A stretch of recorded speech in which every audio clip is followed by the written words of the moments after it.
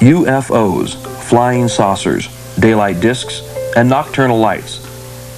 Since the beginning of recorded history, the people of planet Earth have witnessed strange events in our skies. Ever since the first unidentified flying object was seen thousands of years ago, we've searched for an explanation, more often than not making something up to calm ourselves down. In this attempted identification, UFOs have been called messengers of God and chariots of fire. Still others insist that UFOs are extraterrestrial spacecraft from faraway planets and galaxies.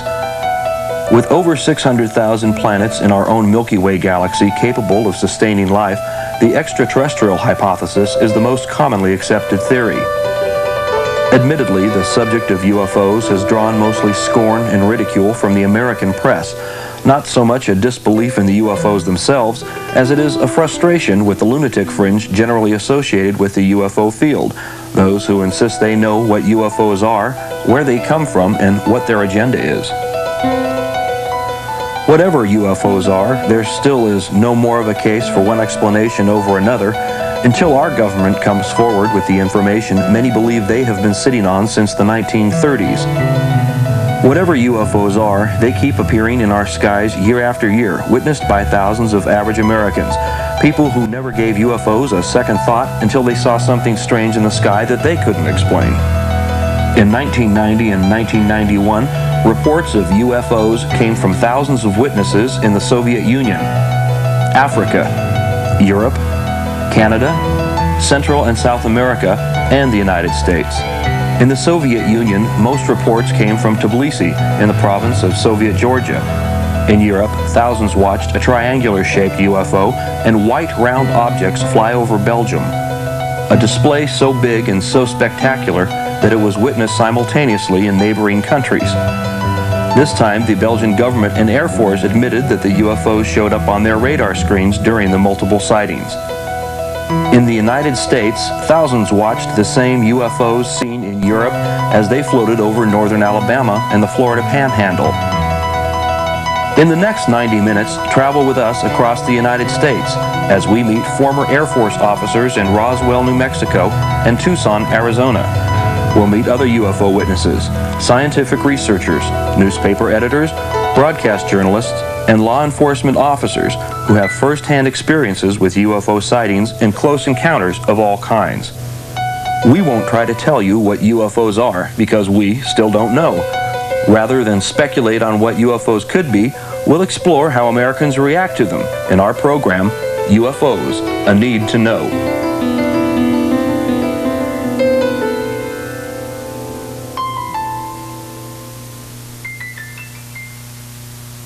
This is the town of Fife in northern Alabama, the heart of what is commonly known as the Bible Belt. The people of Fife still live the same kind of lifestyles their ancestors lived here at the turn of the century. You could say that Fife, Alabama is the most normal place you've ever seen.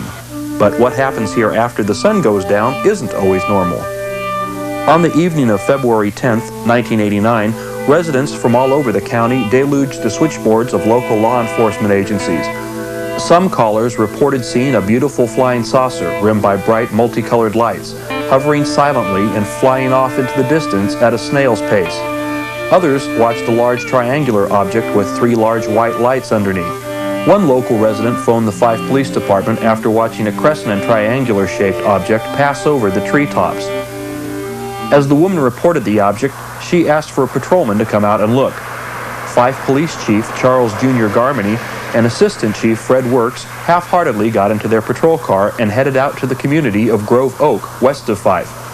Before they could reach their destination, they heard officers from neighboring police departments on their radio, all reporting strange objects in the sky, objects that made no sound, objects they couldn't begin to recognize. In less than a minute, Chief Garmany and Assistant Chief Fred Works spotted one of the objects. A lady had called an object in the sky in, and the chief and myself went out to check it out, and we saw a bright white light in the sky before we ever got to her location. And we stopped and watched it. It was like maybe 2 fingers over the horizon, over the treetops horizon, and appeared to be moving at a very slow pace. and it would get brighter and then dimmer, almost like a light turning towards you and then away from you. So we stopped the vehicle and observed it for a few minutes, just, I don't know, 2 or 3 minutes, and decided we would try to drive toward it. We radioed a town down south of us, and I believe their chief was on duty at that time, and he confirmed that he saw the object, and it appeared to have some blinking lights on it, like maybe a red and green colored lights. A police officer from Crossville radioed and said that he told us his location and said that a large object had flown over him at a fast pace, flying in a west and south direction. Well, evidently we were in the path of that object. We stopped and got out and looked back toward the east, and I saw this object coming over the treetops, and it appeared to have kind of I don't know, like a white lights on it. They weren't actually shining where they were real bright. You could just tell they were on it, and there was kind of a glow of the lights around it. And I told Junior, I said, there's the object he's talking about. And I said, it appears to be an airplane. And I said, well, I said, it don't look exactly like an airplane. And it kept flying toward us, and it flew right straight over our heads, and it was hard to tell what distance, what height it was. Maybe, we estimated maybe 1,500 to 2,000 feet, and possibly as big as a football field. And it had three huge, like spotlights, kind of triangle shape, with the one being more toward the front. But they weren't shining at the ground. They were like shining back up on the craft itself. So I asked the chief, I said, cut the car engine off. And like I said, there was no other background noises. The car was dead. We shut the engine down, it was dead. And here this big object come flying over, and I mean, if you put your hands up like this, that's about how big it looked to you. Bigger than a beach ball, That's big or bigger. And we watched it fly over us, and then we turned, no sound whatsoever. We watched it go off south and west of us. Never a sound. If we'd have been looking down at the ground, we'd have never known it was there. Fred and I pulled over on the side of the road on County Road 43 and stopped our patrol car, shut the engine off and got out. And at that time, the object came directly over our patrol car, and we were looking up underneath it.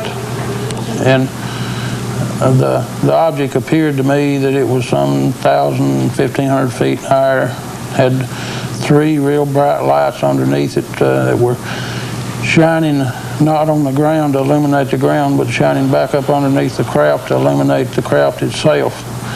And there was some lights around what I call the face of the craft or the crown of it, whatever you may call it. Appeared looking up through the glare of those other lights. Maybe green, blue, or red, or some of them might have been white. It was a large craft, and it had no sound whatsoever. It just continued didn't descend or pick up any speed or anything. Just a steady speed, just right over us, and went right on out of sight.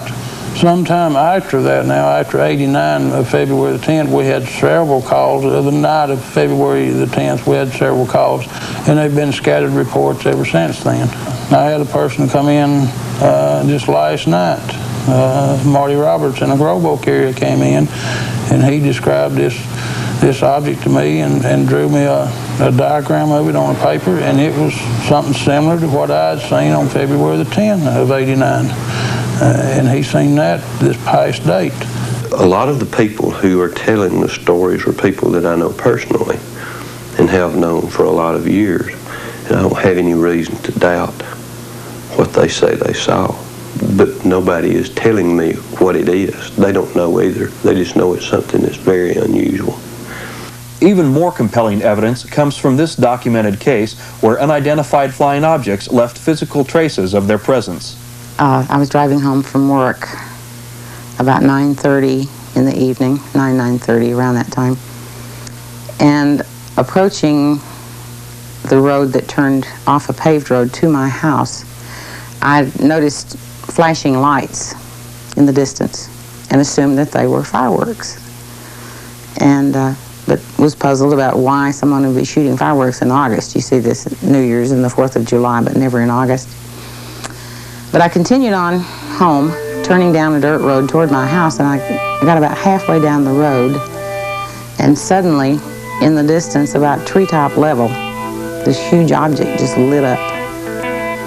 And it was a glowing orange-red color. It was enormous. And so I stopped the car, convinced that I was seeing things, or I didn't know what it was. However, when I stopped the car, it went out. And so I immediately proceeded to go home, went on down the road, and I went a little distance, and it came back on. Just this, again, this huge thing. Then I stopped again. And when I stopped, it went out. And I sat there for a few minutes, and then I started on again to come on down the road home, and it lit up again. And when I stopped the car, it didn't immediately go out, but it did go out. And I decided that I'm not staying, I'm leaving. And so I began reversing up this dirt road with the ditches on either side. No backup lights. I don't really know how yet I made it without going in the ditch, but when I finally reached the paved road and turned around and then looked back, coming toward me at about power line level was an enormous, bright, bright light. The glowing object was not there any longer. It was just this really bright light, and moving very slowly in the direction that I was traveling. And so I immediately took off, and I went back to my office in Fort Payne. I have no idea what I saw, but it scared me to death. It was bigger than my house. It was just an enormous glowing object. There were 6 or 8 pine trees that were affected by whatever this thing was. They had turned a very strange color, the needles on the pine trees. There's a maple tree nearby that with leaves on one side and no leaves left at all on the other side of this tree. And underneath where this object was, there's nothing but bare ground. Everything had died, all the grass and weeds and foliage of any sort. Just totally bare ground. Well, this happened in 1976, and it seems, I'm not absolutely certain of this, but I think it's been about 4 years ago that it finally started to regrow, which would be 86. So there was a period there of somewhere around 10 years that we had just a big bare spot there, that nothing grew. And there was a large pine tree that looked like something had just snapped the top out of it. However, it had not turned a different color. It was still green, but it was broken. Jeanine Lyle's story gains more credibility as a sergeant in the Alabama State Troopers recounts his investigation. At the point where Jeanine stated she saw the object, there was a large area of dead vegetation, trees, grass, weeds, bushes, etc., all dead, nothing growing. I measured the area, and it measured 60 feet at the widest point by 90 feet at the longest point. There was a stand of grass in full bloom in the middle of the field road, and it came up to a point and stopped. And for a distance of 90 feet, there was nothing growing in this field road. And at the end of the 90-foot span, the grass again was in full bloom. There were no bushes alive, no trees alive in this entire area. There was a maple tree that had multiple trunks, and half the maple tree was in full bloom, and the side that would have been exposed to the object that Jeanine stated she saw was dead, and nothing was growing on that tree. I personally was puzzled then, and am still puzzled as to what might have caused that. As to what Jeanine saw, I have no idea. But something caused this area of 60 feet wide by 90 feet long to be completely void of any living vegetation for a several-year period of time. I made periodic trips back to the area over the next few years, and each time that I went, it was as before, nothing living in that particular area.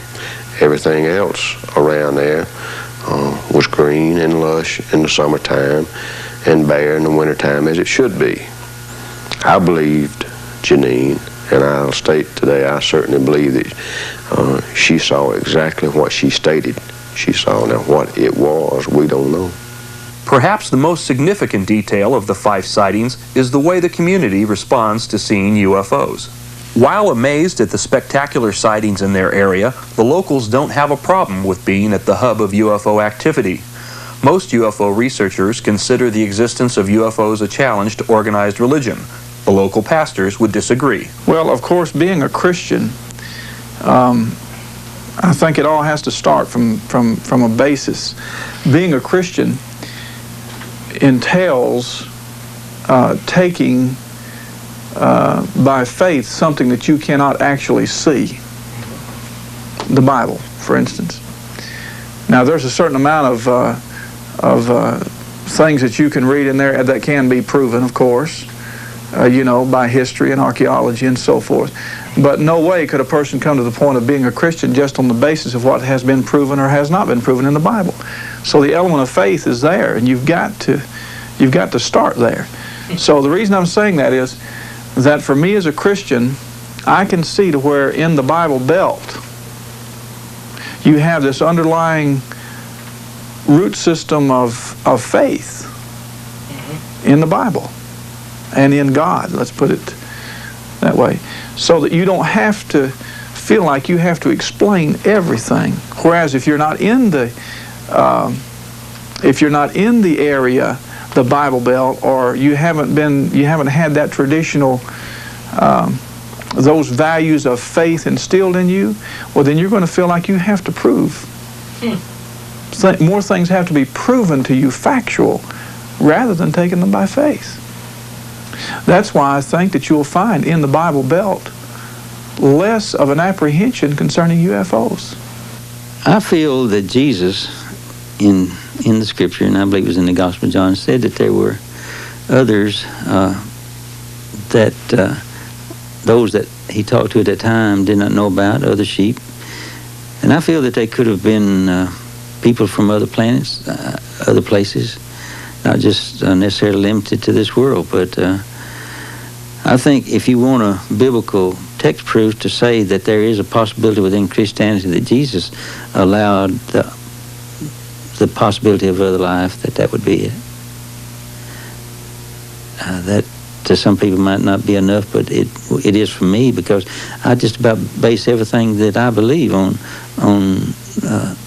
the Word of God, and He gives me that leeway right there to think about the possibility of other life. For me to say that to teach people here that I've figured God out, there are no such things as UFOs or whatever you want to call them, you know, that's taken license a little too far. Because if I believe that the Bible says that God, the handiwork, declares the majesty of God, well then there's no limit to what He can or cannot do. And if I understand my position as a believer, then I have to respect a certain amount of the unknown. You've heard the term Southern hospitality. Sand Mountain is the epitome of Southern hospitality. People up here trust each other. A lot of the things that they do are done by handshake rather than by contract. And they trusted the outsiders too, until the inside edition piece. We sent Jeff Cole down there to see if E.T. has a Southern accent. They came from outer space. I still believe I saw a UFO. Police were helpless. There's nothing that I've ever seen before in my life. And the town of Fife, Alabama was stunned by the strange visitors. My dog saw it, but he won't talk about it. He went and crawled on the floor, and I know that's what's happened because he talks to anybody. Number one, I just had a UFO sighting. Fife Police Chief Junior Garmany and Assistant Chief Fred Works got the call and went out to investigate what they figured was some, well, monkey business. Whatever it was they saw, it will be a long time before Fife forgets the things from out of this world. There's some people that's going to ridicule us for it. Some people disbelieve it. But I hope them people themselves gets to view it one of these days. They may be coming to see you next.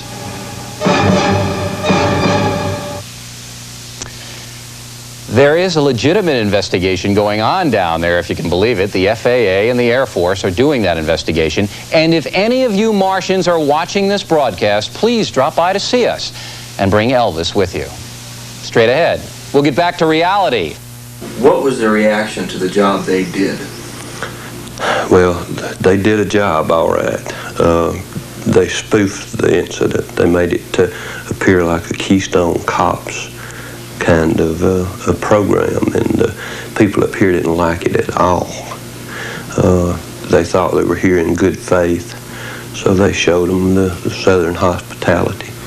And when the program came out, they were incensed, not just the people in the Fife, but the people of the whole area were very, very angry at what Inside Edition did.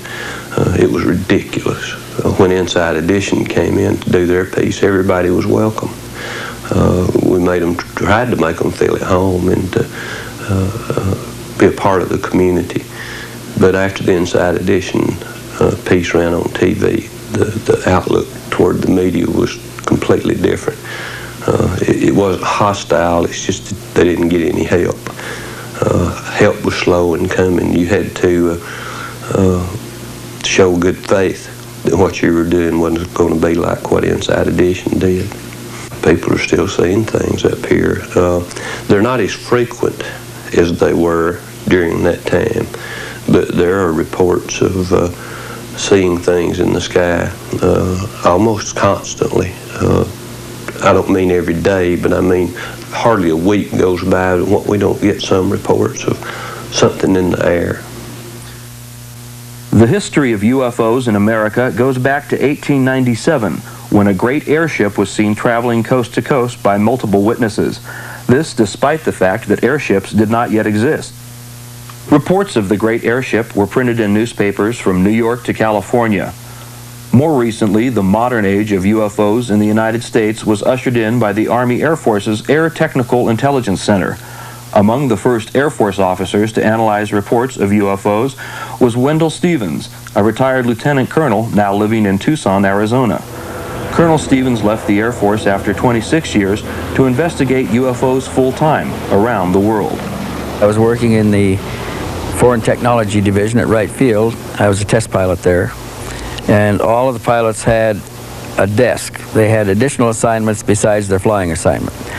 Mine was in the Foreign Technology Division in the Air Intelligence section, Air Technical Intelligence. It's where we analyzed technical data pertaining to engineering developments concerning aircraft discovered worldwide. It was forwarded through intelligence agencies to the United States government, and we got the aerotechnical information, and we tried to match it with other information from other sources, from other countries, trying to stay on top of the latest developments worldwide. And of course, at the same time, we were getting operational reports on strange aerial phenomena observed. During the war, this phenomena was called Foo Fighters. It comes from the French word for fire, fireball fighters. And all of those things were collectively called Foo Fighters, for lack of a better term. And we had reports from back as early as 1933 on such events observed and reported through intelligence channels. These Foo Fighters represented the ultimate development at the time. It was something beyond the visible capability of any country in the world to produce, as far as I could tell, from what was available to me, probably as much as anybody else in the country at the time. And my assignment took me to Anchorage, Alaska, where I went to an Army base. The Air Force had separated from the Army, and now I'm going back to an Army base. And I found that my initial position there was as Assistant Base Operations Officer, which was out of my specialty. But my primary duty was to supervise a team of technicians from the Air Materiel Command, from my parent command, who was up there working a highly classified radar project on an unclassified weather research project. The weather research project was using the B-29s to survey the Arctic, and that was an excuse for the B-29s to go into the Arctic space and run what they called profile missions with their mission folders on potential targets. They were assigned a grid plan to be flown after that to map both photo mapping, radiation mapping, thermal mapping, magnetic mapping. We ran all kinds of maps simultaneously with equipment installed aboard the B-29s when they were prepared for these missions. Along with that was this special team that I was supervising of civilians that installed a kit of equipment aboard the airplanes, which consisted of additional cameras. It consisted of, all combat airplanes have 16mm cameras mounted in the guns. But in addition to those cameras, we installed other free-mounted 16mm cameras, handheld 16mm cameras, 35mm movie cameras, a 70mm movie camera, and we had still cameras up to a Fairchild K20 that took a picture on an 8-inch by 10-inch negative. That's the size of a typewriter page. These cameras were all put aboard the craft, and each crew member was assigned specific responsibilities with each camera. In case something happened in the air, they were prepared. We also installed surge detectors on all of the electrical systems in the airplane. We had radio frequency detectors that swept the spectrum of radio frequencies. They would search the spectrum for an emission, stop on emission, read it for 30 seconds, and cancel it, and then sweep again looking for more until they had copied all of the frequencies being emitted. It would continually scan.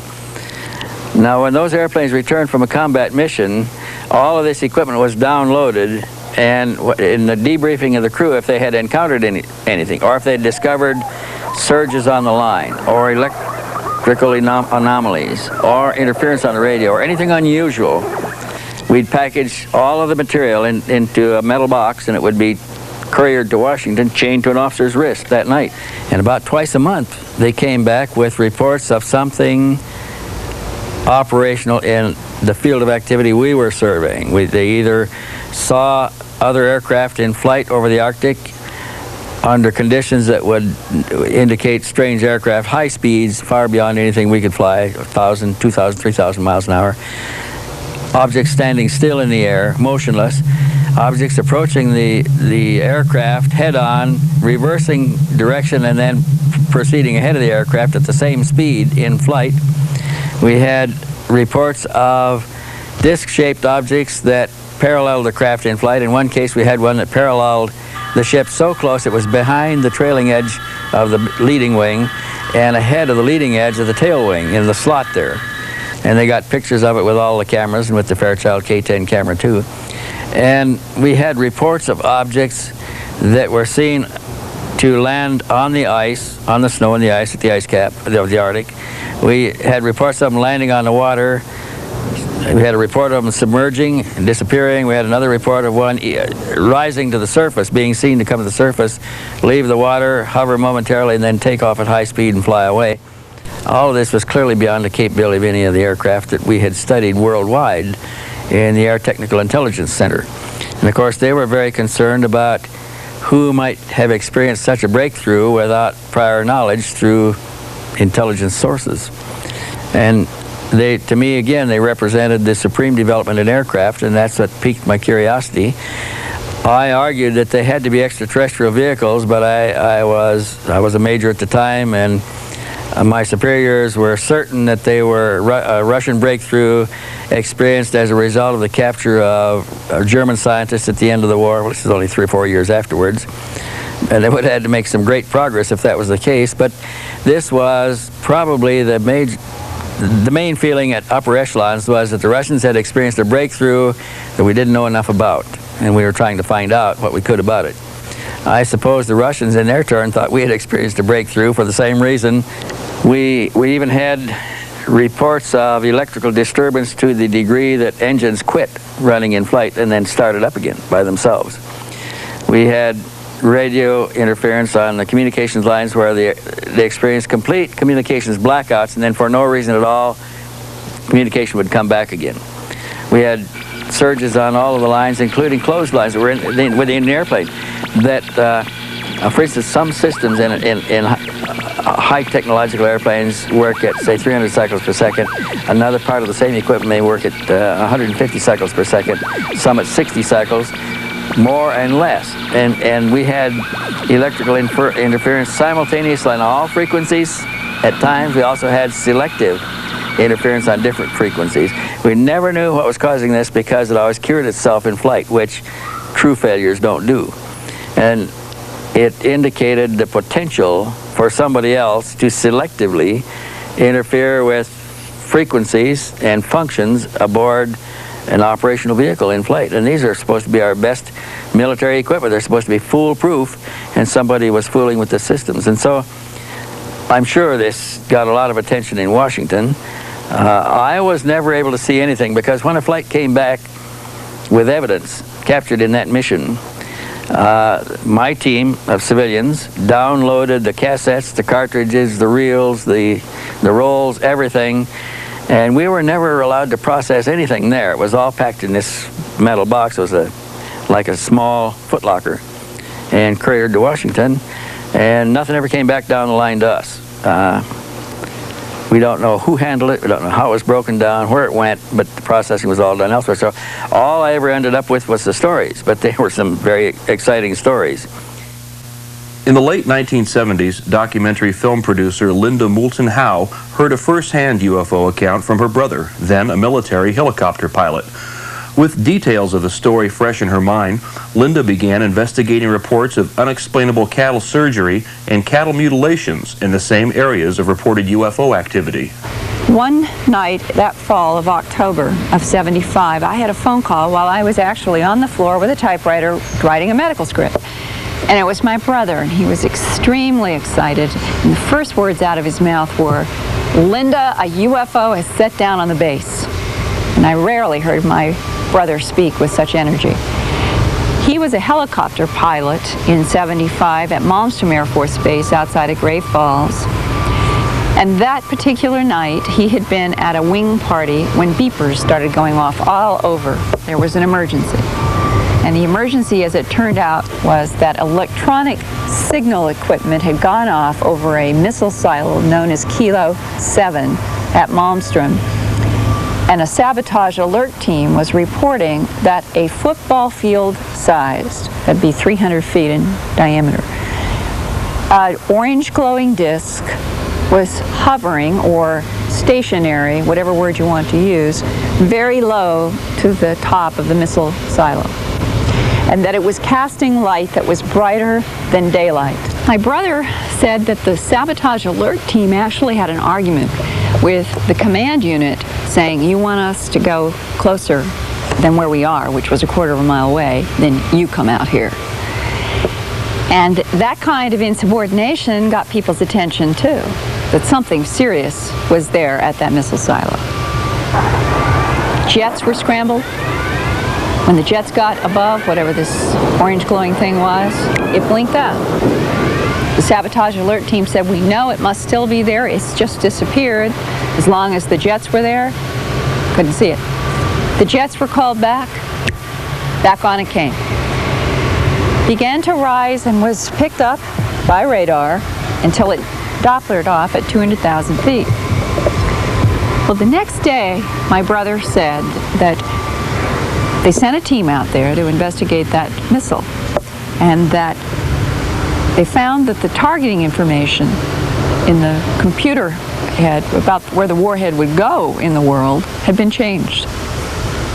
And the next day, they took out that whole missile and put in a new one.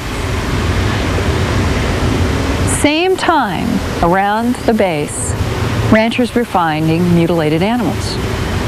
And my brother had a first-hand conversation with a flight surgeon at Malmstrom Air Force Base in 1975 when a rancher brought in the back of a pickup truck a cow in which The lips alone had been beveled so perfectly and surgically that the flight surgeon talked to my brother about it and said that the tissue of this particular cow had been drained so thoroughly of blood that it was not even red, it was the palest of pink white, and that he as a flight surgeon had no idea what had happened to that cow. Well, that was 75. The next year, I moved with my family from Boston to Denver.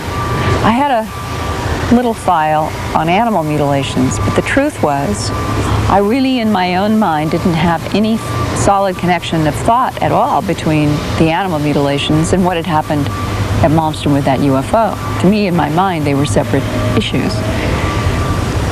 I did a whole series of films and studio programs on environmental issues and was working on a program with a crew in the summer of '79. I was actually behind the scenes of a Colorado Shakespeare Festival, as far from this subject as you could get. And my sound man was talking about the fact that there were mutilations happening in the West. And sure enough, I began realizing that the newspapers had more mutilation stories, and I thought, well, I've got to get to the bottom of this.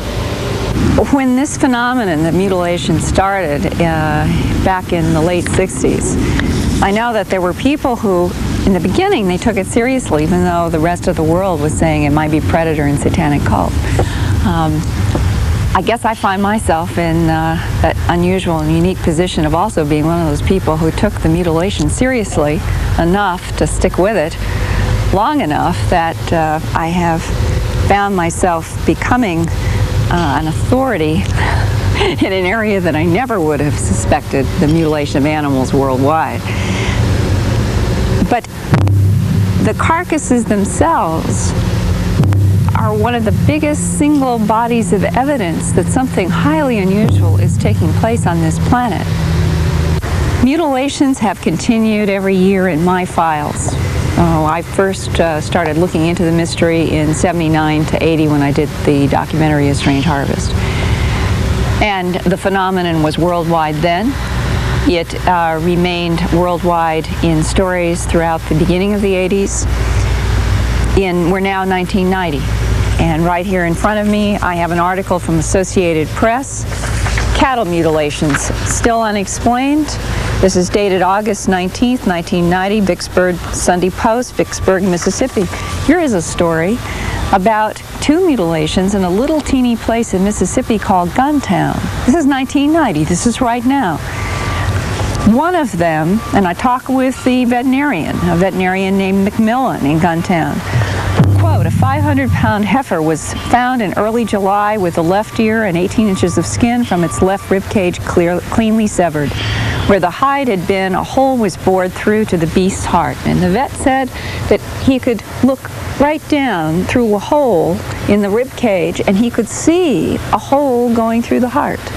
Do we have any technology that could do that kind of a... Maybe lasers. Maybe lasers.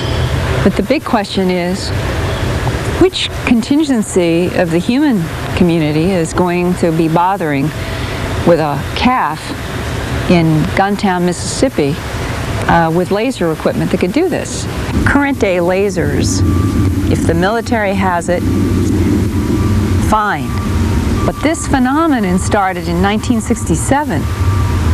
Laser technology was lab bench research then, that year. And yet that first horse that was found in southern Colorado in September of 1967, referred to as Snippy, but the actual name was Lady, that horse had flesh stripped from the neck up. The bones were as clean white as if that horse had laid in the sun for months. A pathologist named John Altschuler, who's been working with me recently, was there confidentially. Didn't let anybody know. He looked at that horse and found that the internal sternum cavity of that horse in '67, all the major organs had been removed. And he said the thing that got him, since he had worked medically on cadavers of human bodies and other animals, including cows, in his work as a medical student, he said there was no blood, there was no presence of fluid, there was no indication there were just dried blood anywhere in the cavity or around that horse. He said how you would remove these kinds of organs and have it be so clean was remarkable to him in 1967. Further, he took some pieces of the mutilator's cuts and took them back to Denver. And under a microscope, he said he could see clear evidence of high heat at the edge of the wounds. This is 1967. 1989, he and I work on getting tissues from 9 mutilated animals in the summer of 1989 from Arkansas, Oklahoma, and Missouri. And there was one in December in Idaho, so those were 4 separate states. Under a microscope, he finds the same evidence of high heat cut on the edges of these mutilator cuts. He estimated 350 degrees or above. Well, that clearly excludes predator. And in my own opinion, and with the conversations I've had with law enforcement about the whole issue of satanic cults, I have yet to meet a law enforcement person who privately would say that they thought satanic cults were responsible for this, because there have been too many undercover efforts trying to come up with some satanic cult or somebody who would even give information that a satanic cult was involved with mutilations from Canada throughout the United States, Puerto Rico, Mexico, Central America, South America, Australia, the Canary Islands off the coast of Africa, parts of Europe. I mean, this is a worldwide operation. And in every single case, the animals basically are treated the same.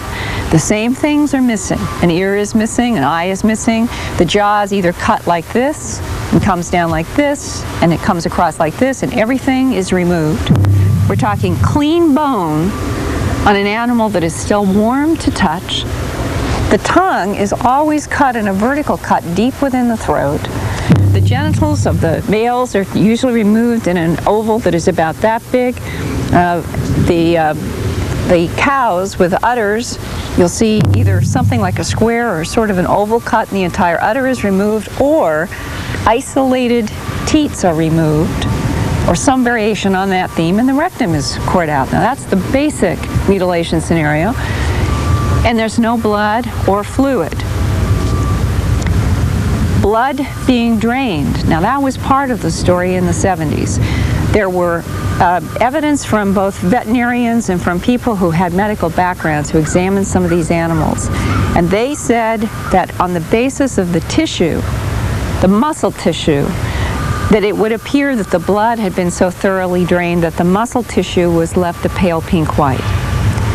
In the 80s, I have been where animals have been found, and I have been with people who have studied them, and I would say it's mixed. Some of the animals, the tissue is red, showing that there's the evidence of blood in the tissue, but that in terms of a cut that is as precise as these are, with no fluid anywhere, that in and of itself suggests that something unusual has happened where these excisions have been made. And further along these lines, how is fluid from bodies of all these animals, how is it being taken so thoroughly that there's no residue of any kind? In 1989, in Arkansas, 5 cows were found in a straight line on one farm. Every single one of them had been mutilated. One of those, and all were pregnant, and one of those, the stomach, had a very clean, very precise, extremely pale pink. It wasn't red, suggesting that blood had been removed from this wound. It was a hole cut in the belly of this pregnant cow, and through this hole, the weight of an unborn calf still in the embryo sac had come out onto the ground. So you're seeing a cow, and the unborn calf is partly in and partly out of the body. When the farmer saw this astonishing and horrifying scene, he called local authorities in the newspaper. Jim Williamson, who's the editor of the Little River News in Ashdown, Arkansas, sent out his associate editor with a camera. She was the first one there, about 5 hours after the farmer had found them. And she said that the outside of the embryo sac, the cow, the soil, everything was dry. But what really got her was that she reached down to touch this embryo sac, and she was taking pictures, And inside this sac, she could see no fluid of any kind. What evaporated the embryo fluid, also where this calf was found? Those are the kinds of questions that have puzzled a lot of people. Now it's 25 years, we're talking a quarter of a century. This phenomenon is worldwide. It's been going on for decades. There's no one who has ever been arrested. Cattle mutilations and unexplained cattle surgery continue to this day, unabated around the world. Next up, UFOs and the Las Vegas connection. Meet George Knapp of KLAS-TV, Las Vegas. For 2 years, from 1989 through 1990, George produced several award-winning reports and full-length specials about the UFO phenomenon and those who get caught up in it. Initially optimistic that his programs would lend credibility to the topic of UFOs, his programs were seen by millions here in America and overseas. His programs, UFOs: The Best Evidence, Parts 1 and 2, became a hot property on the illegal video cassette market, with more people having seen the illegally copied tapes than originally saw the programs as broadcast. After dealing with the subject of UFOs and high-visibility proponents of the Flying Saucer Society, his initial optimism has turned into pessimism after having his fill of lunatic fringe ufologists. We've all seen so many people in this field where they want to convince you you've got to believe. I'm more of the opinion you put out the information and let people make up their minds. I wrote to President Carter to ask him a couple of questions, and that's a whole other line. I never got through to him either. I wrote to virtually every NASA astronaut who has ever been associated with this phenomenon and never got a single response from any of them. You'd figure you'd at least get a form letter back, and never got anything. I wrote, I'm very disappointed with the Freedom of Information Act, how effective that is too, because I didn't get diddly out of that. Wrote to NASA knowing that they had a certain body of information. I asked for all of it. Well, here it is, here's all of it.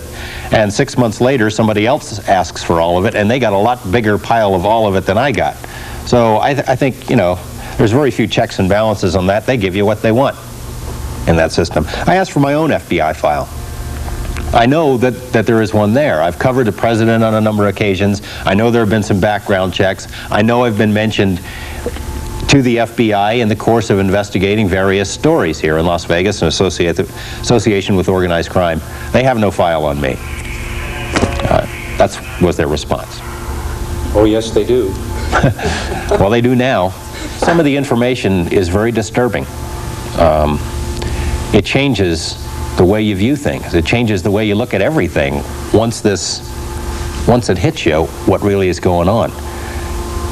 And I think the government could be right in a sense that if the story came out in its entirety, if the president went on television and said, they're here, we can't do anything about it, that it would shake our foundations.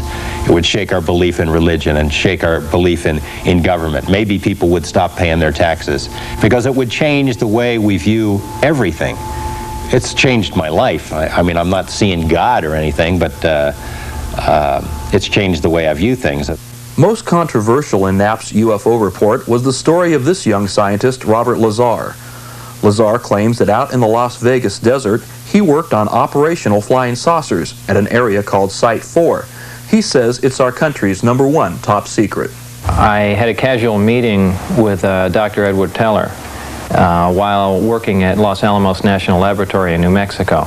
He referred me, after several years, to a job out in the New Mexico desert, a place known as S4 near Area 51. Where many top secret government projects had their home base, essentially. Edward Teller is the director of the program, and I think someone approved by Ed Teller, someone suggested by him, I think that carries enough weight in itself. I had a fascination with small jet engines. I had built and installed a jet engine in a little Honda Civic, a small car. It made the front page in the local Los Alamos paper, The Monitor. Coincidentally, and in fact on the back of that front page, Ed Teller was giving a lecture on SDI, and I believe that was June 1982 at Los Alamos. As I was walking up to the lecture hall, I wanted to hear what Ed Teller had to say. As I was walking up to the lecture hall, I got there relatively early, thinking there would be a fairly large turnout, and as it turned out, there wasn't.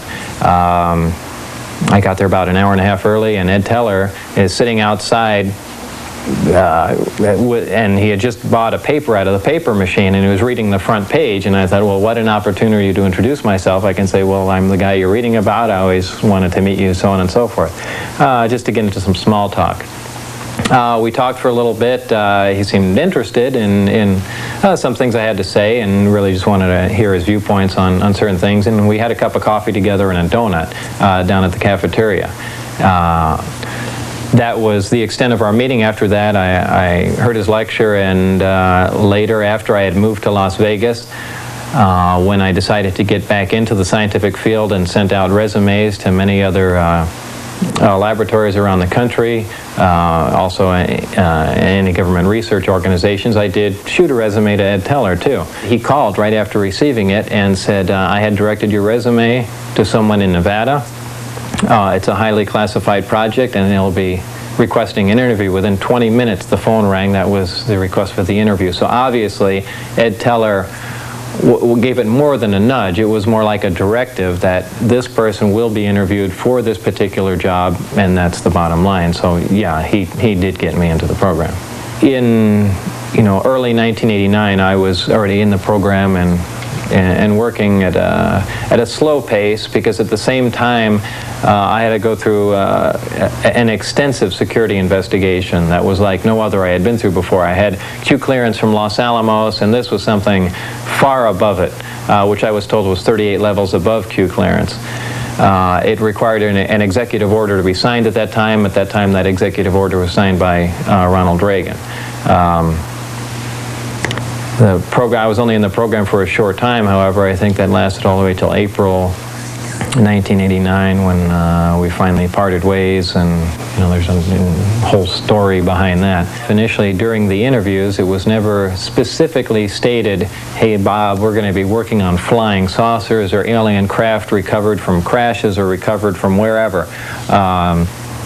The job title was a senior staff physicist. I was to be working on advanced propulsion techniques. Certainly when I made a few trips out there, began reading briefings, things dealing with the origin of the craft, the race or the type of aliens that piloted the craft, specifics on what these looked like, what their physical structure was from autopsy reports, things of this sort. Seeing the hardware, I realized that this is not a research effort, that this is back engineering, and that we have the device, the craft itself, and we are working backwards to find out how it works. They have the finished product and really want to find out the manufacturing technique, the basic physics in it, and it became very obvious what we're working on. But it was strange that even up till the very end, really no words were said about what was going on. The time I saw the craft, large disc flying saucer, typical flying saucer, even that I basically put out of my mind, thinking, well, this obviously is a creation of the government, some sort of advanced type of flying vehicle, maybe an advanced fighter of the future, and this explains all those crazy flying saucer stories. People just seeing tests of this craft. The real striking part was when I saw the interior of the craft and noticing that the seats and everything were extremely small, obviously made for a small creature or children. Obviously they wouldn't let children in there, but that was before I got heavy into it to see that we're talking about strange languages and things and technology that doesn't even exist, and so on and so forth. The information concerning the craft itself, just the hardware, is very compartmentalized. There's a group that deals with specifics on the navigational equipment, the specifics on the metallurgy of the craft, and the specifics on the propulsion and power system of the craft, which is what my group worked on. That in itself created a focal point for our research and looking into what we were dealing with. So in a short amount of time, because that was all we had to look at, really gained quite a bit of information on how things operated. Of course, verifying the employment there is somewhat difficult. Los Alamos denies I have ever worked there, as does Kirkmeyer, even the subcontractor for Los Alamos, which is interesting. We went back and were able to dig up an inter-lab directory phone book with my name in it. Certainly I got some of my colleagues from Los Alamos to verify that I worked there, but for the most part, Los Alamos has kept everything pretty quiet and even denies that I ever lived in the town, though I'm known by many people in the town and many of the people I worked with, supervisors, so on and so forth. When Lazar went to trial on unrelated charges in 1990, even the judge agreed that Lazar seemed to be a man without a country. We do have a W-2 form of record that shows that he worked for the United States Department of Naval Intelligence. And I also note that he is in fact listed in the Los Alamos National Laboratory telephone directory. It's obvious that it's very difficult to get information on Mr. Lazar from government sources, enormously difficult. A lot more than just UFO sightings have been reported out here in the Nevada desert. Independent investigator and reporter Tony Pelham has spent countless evenings outside the Nevada test site, where he's run across mutilated cows, strange lights in the sky, and unfriendly security guards without ID. The desert up there is full of troops in camouflage uniforms. They carry M16s and they have no identification. They're not Air Force, they're not Army. They don't have any markings at all. And I came real close to being taken to jail a couple of times. So I found that real strange. You know, I heard all types of theories about who they were. But they would challenge me, and then I would challenge them. When they would approach me, they would say, "What are you doing here?" I would say, "What are you doing here? You're on BLM land. You know, you're roaming around outside the secure area." My opinion is that the government is hiding something that's a lot more secure than anything similar to the stealth or the U-2 or that type of thing. I mean, I don't know. I don't know if there's an underground alien base up there. I don't know if they are UFOs or aliens. I just know that they have got security up there that's far beyond what you see around any military type installation. And I don't understand why the uniformed security guards with M16s don't have markings. And when I ask them, "Are you with the Air Force? Are you with the Army?" they don't answer any questions. They just direct you to leave the area. The troopers have held me and had the Lincoln County Sheriff's Department come out on 3 different occasions, and each time they filled papers out on me and instructed me not to go near that area. And on the last occasion, on what pretense? That I have no business near a secret facility. And I explained to them, I'm not even within a mile. I'm on BLM land. So several months ago, about 6 months ago, I went up and I just went near the Medlin Ranch and I spotted one of the blazers, but I went nowhere near the fences. I've never crossed the line. I've only gone near it sometimes. On my way back to Alamo, the Sheriff's Department met me, pulled me over, filled out another set of papers in a very formal manner, said, "Mr. Pelham, this is the last time you're being told. The next time," he said, "and I'm telling you from the higher-ups, if you come back up and go up this road near this facility again, you are going to jail, period."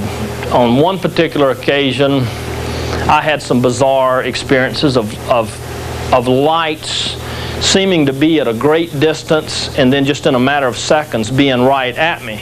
But I have never gone on camera or ever come back to George Knapp or anybody and claimed to have seen a UFO. I don't know what I saw that night. Shortly after that, as I started back, a blazer came in front of me from a side road, and the camouflage uniform troopers stepped out with their M16s, and they asked me what was I doing coming from a secure military installation. And I said, "I'm not coming from this." I said, "I'm sitting out here in the desert."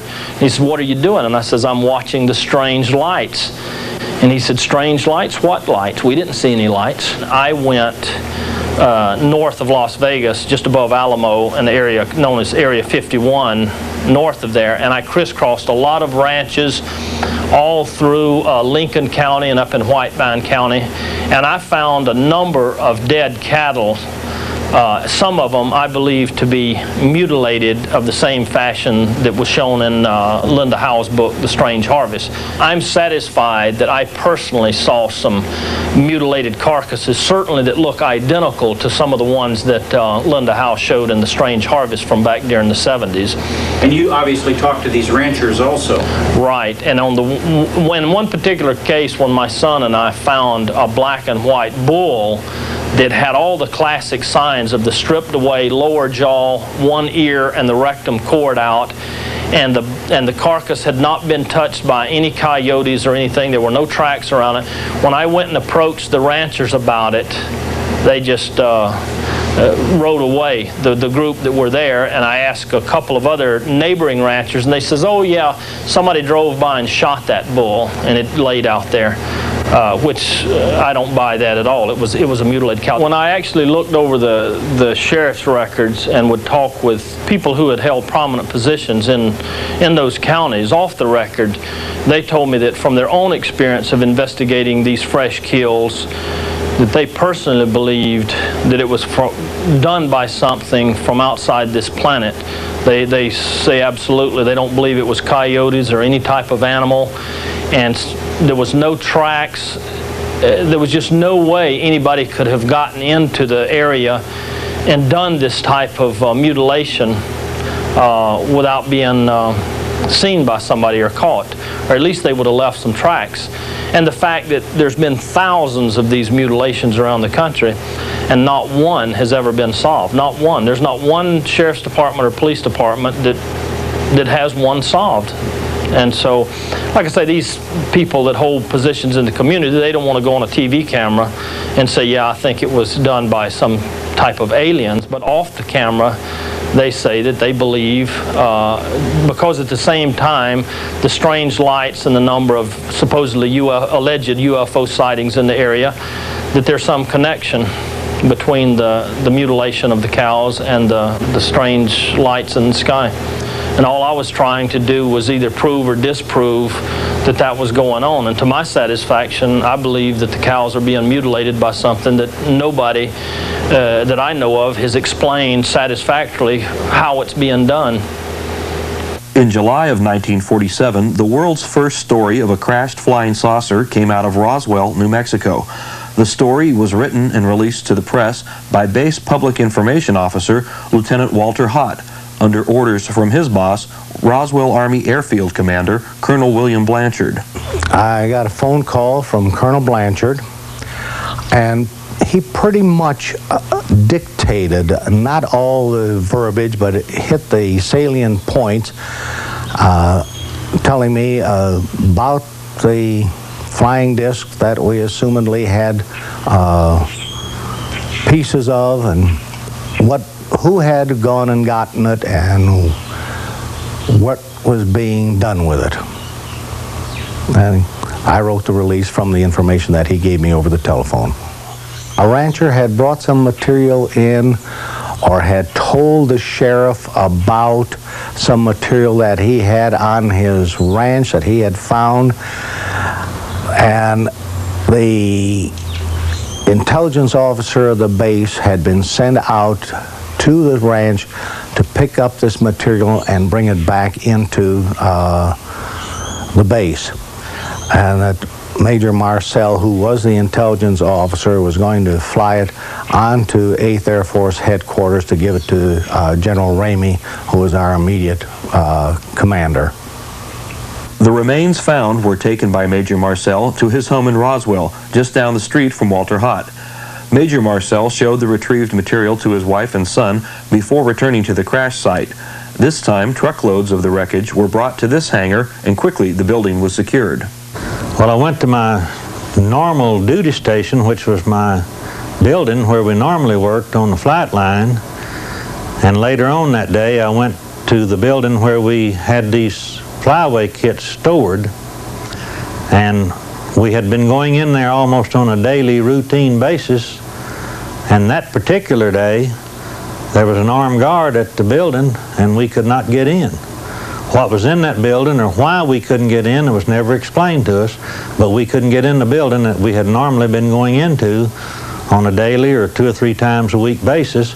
We all had top secret clearance because we were atomic outfit, and we had all the necessary credentials to do everything that we did on the base, but we couldn't go in that building anymore that day. In recent years, many new witnesses have come forward with more details of the UFO crash of 1947. Among them are several neighbors of rancher Mac Brazel, who remember Mac coming by their homes to show them pieces of the strange material he found in the Corona Desert. In 1947, I think it was about the 1st of July, and he came over with some something that looked like wood that he had found on the ranch and wanted us to go look at it, and we didn't have the time or means to go do it, and we talked him into taking it to Roswell and showing them down there, and they brought him back to find where it was at, and then took him back down there and kept him several days in Roswell while they cleaned up everything. And when he came back, he said they told him it was a weather balloon. If he ever found another, and he wouldn't report it. The piece he brought up was about the size of a lead pencil and about 4 inches long, 4 or 5 inches long, and it was kind of a tan color, kind of like what we'd say plastic now, but we didn't have plastic then, and you couldn't cut it or burn it or whittle it, you know, just very, very hard.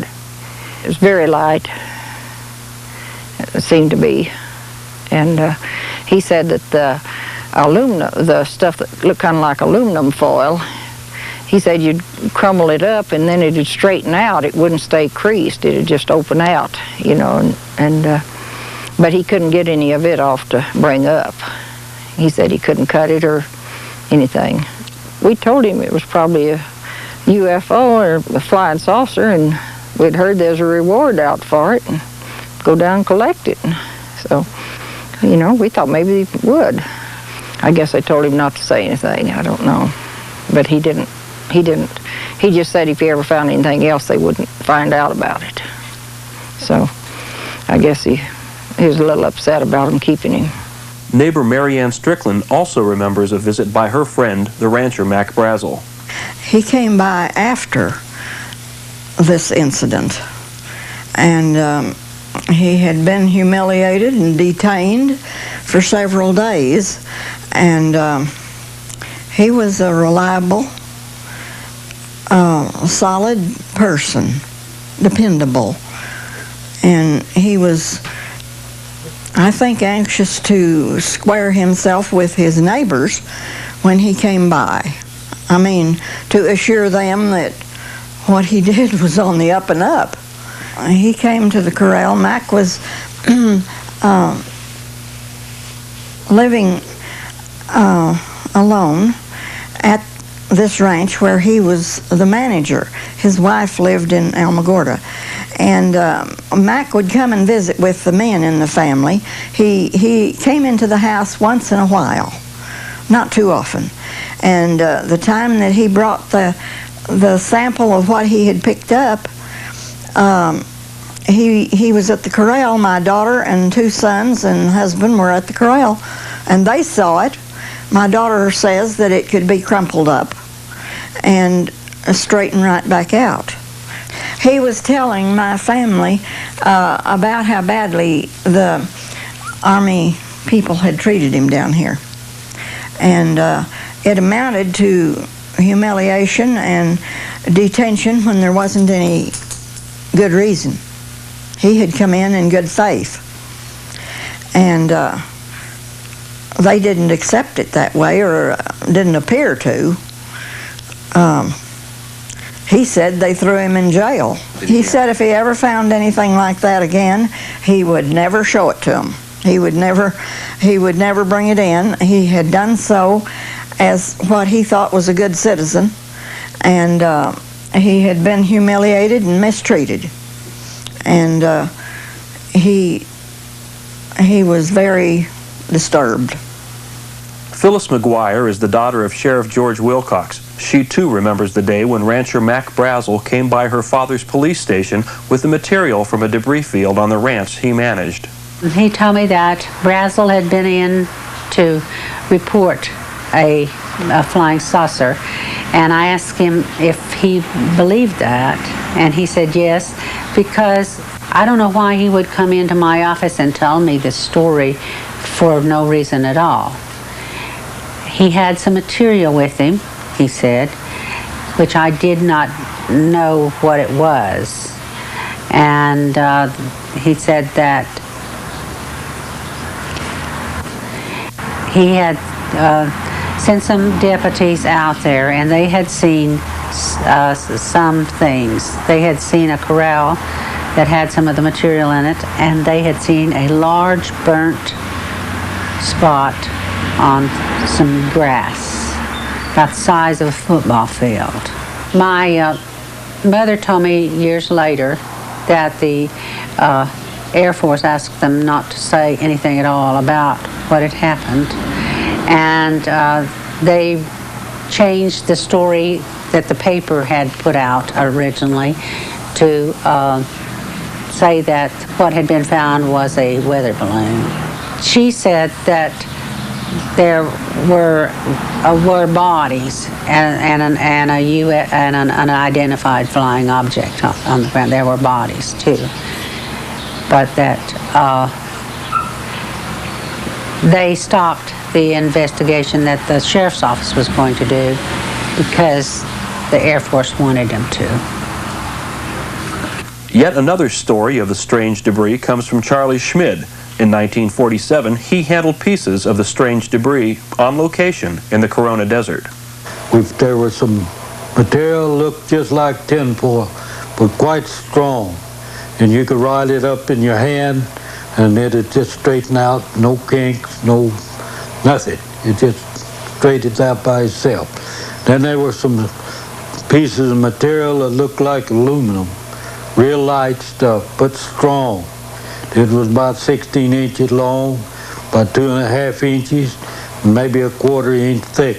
But you couldn't bend it or twist it or do anything with it. Even by putting it up against a rock and jumping up and down, you could not bend this material. And then there was some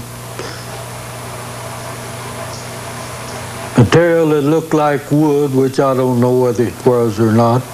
It was broke, but it wasn't broke square. It broke like a spear off at an angle, and it was about 1 inch thick. I mean square, we'll say that way. But it had some writing, looked like flower on just one side. It had pink petals, center like a flower, and green mixed in, but you couldn't make no leaves out of it or nothing like that. But it was green in between these flowers on that one side of this piece of wood. A final story confirming the presence of alien bodies comes from former Roswell mortician Glenn Dennis. Dennis refused to talk on camera, but gave us these drawings of alien bodies. The pictures are reproductions of drawings given to him by a nurse who helped prepare the strange bodies for a flight out of Roswell Army Airfield. More details of what actually happened at Roswell in 1947 have just been revealed in this new book, UFO Crash at Roswell. To date, it is the most comprehensive report on the historic events of 1947. The authors are former Air Force Intelligence Officer Kevin Randall and Don Schmidt, Director of Special Investigations for the J. Allen Hynek Center for UFO Studies. First of all, this started out as a reinvestigation of Roswell. We saw that time was running out, that witnesses were being lost as far as forever, as far as their testimony, as far as their involvement. And we had to go back and re-interview the old witnesses, corroborate their testimony, and then seek out new testimony to confirm what we already knew about Roswell. What kind of things are you finding? We're finding new military witnesses, people who have small bits of the information, people who have been involved in maybe a flight out with some unusual material, people who might have seen something unusual, little bits and pieces of information that when we fit it into the whole puzzle begins to give us a clear picture of exactly what happened in Roswell in 1947. All our evidence, unfortunately, is testimony from people. We don't have a piece of the wreckage. But when we put all that evidence together, that makes a very strong case. I think some of the best testimony has come from Bill Brazel, the son of the man that found it. He was involved in some aspects of it. He was involved in finding some additional pieces after the military cleaned up the debris field. Later on, he was approached by the military, and those pieces were basically taken away from him by the military. He likes to say, well, they weren't confiscated, but the officer in charge made it clear that if he didn't surrender them, that they had the authority, or at least said they had the authority, to take those pieces away from him. So we have that sort of thing, but we have that kind of testimony from literally 250 people. So when we put it all together, can all these people be lying? Would all these people be involved in some kind of a hoax or some kind of a joke? And what would be the motivation for it? Nobody's getting paid for any of this sort of thing. And why would the wife of one of the men that was involved in flying the bodies out of Roswell, suddenly when we get to the point where we've identified that her husband was a member of the 509th Bomb Group and he was involved in this, suddenly tell us that she couldn't talk about it, she didn't want to talk about it, and hang up the phone on us if there was nothing to it? And what did her husband tell her before he passed away? So we've got that sort of thing going for us, and I think that's the body of the testimony, the body of the evidence that we have. The wealth of testimony, the video depositions, the sworn affidavits, the deathbed statements that we have, the 24 FOIA requests, Freedom of Information Act requests concerning specific details about this experience, all paint a picture that I defy anyone to come up with a conventional explanation with proof. Among the first investigating the Roswell crash and retrieval was nuclear physicist Stanton Friedman.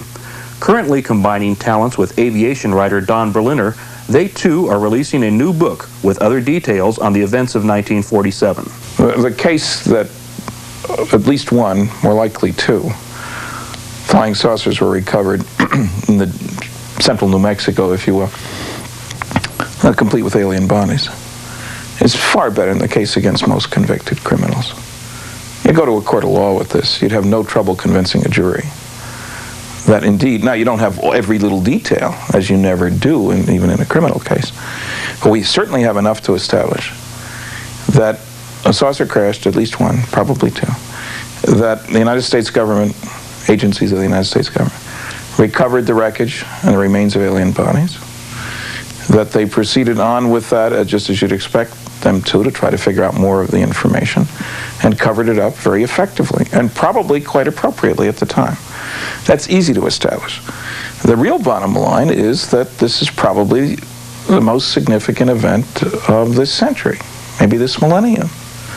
I mean, something that proves to us that we're not alone in the universe, and maybe our views about ourselves are a little bit strange, not in accordance with reality, is going to have an impact on religion, on politics, on technology, on our own psychology. This is a truly earth-shaking event. The Roswell crash and retrieval are now virtually proven. Between Randall and Schmidt and Friedman and Berliner, hundreds of testimonial affidavits, deathbed statements, and videotape depositions have now been collected. You can read them all in their respective books.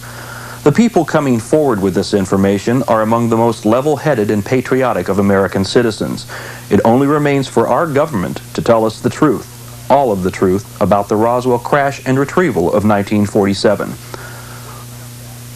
When we come back, we'll look at one of the most controversial aspects of the UFO phenomenon, witness claims of alien abduction. One of the most controversial aspects of the UFO phenomenon and its effect on our society are claims of interaction with UFO occupants and tales of being abducted by aliens. Perhaps the most convincing testimony comes from Travis Walton of Snowflake, Arizona. This was on November 5th, 1975. I was working with a crew of men in the woods, and we left the area.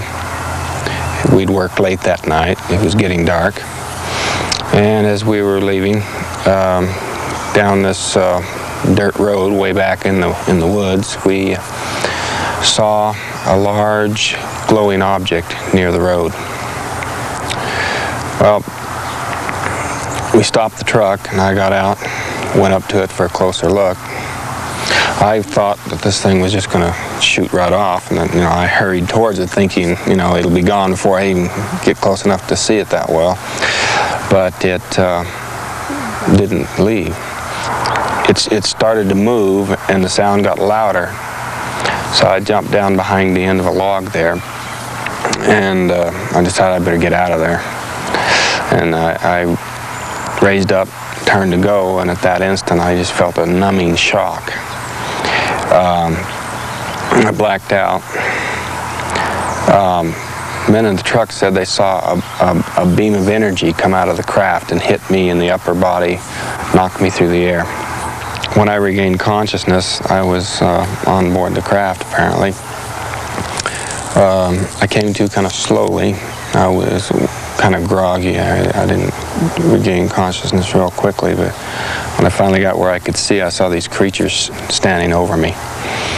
And I became hysterical instantly. I knocked them back and jumped away from them. They started towards me. I screamed and made threatening gestures, and they stopped and turned and left this room. They had gone to the right, so I ran down to the left. It was down a curving hallway. I ran by some other doors, and I came to another door, and I kind of got to control myself a little bit. I kind of panicked there for a minute, but I stopped, went in this room. It was a very strange room. You could see the stars projected on the walls, or maybe you could see them through maybe some kind of a viewing screen or something. I don't know. But there was a chair in the middle of this room that had some controls on it, and I went up to that and tried to see if I could figure a way to open a door or get out of there or something. Another being came in at that point. The first creatures that I saw were very, very different from us. They were short, you know, less than 5 feet in height. They had large, bulging craniums, kind of a chalky white look to their appearance, very large eyes. He took me out of that room that this was parked in, down a hallway to a smaller room where there were some other people like him. And they put me down on a table, and I struggled with him, and I was knocked out, made unconscious with a kind of an oxygen mask-like device. And the next thing I know, I wake up on the road. Well, I know the Travis Walton case is a particularly striking case, and mainly because of the 6 witnesses. 5 passed in flying colors. An examination by a polygraph operator who was under the impression and the suspicion that they had murdered the then missing Travis Walton. And that investigator, who was a police polygraph operator, told me that if there was any defrauding or any kind of a conspiracy to produce a hoax, these 5 did not know of it, and that they were telling the truth when they told the story about Travis Walton. He remembered very little of the 5 days. But it wasn't what he remembered, but it was the fact that there were so many witnesses that had been examined in that particular way. I think that puts it down as one of the principal and most persuasive of the abduction cases. Seeing UFOs or believing in them is a personal experience. The interpretation of paranormal experiences is individually subjective to the percipient. Their interpretation of the experience, positive or negative, becomes their belief. Their belief becomes their reality.